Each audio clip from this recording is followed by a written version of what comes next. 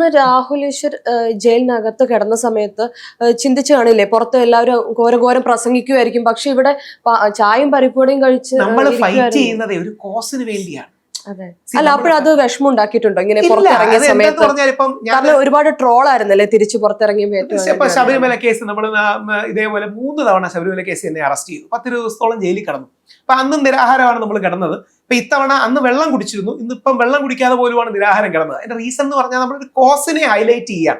അതായത് ഇങ്ങനൊരു കോസ് ഉണ്ട്, അതിനാണ് നിരാഹാരം കിടക്കുന്നത്. മഹാത്മാഗാന്ധി അങ്ങനെയാണ് ഈ നിരാഹാര സത്യാഗ്രഹം എന്നൊരു ഐഡിയ കൊണ്ടുവന്നത്.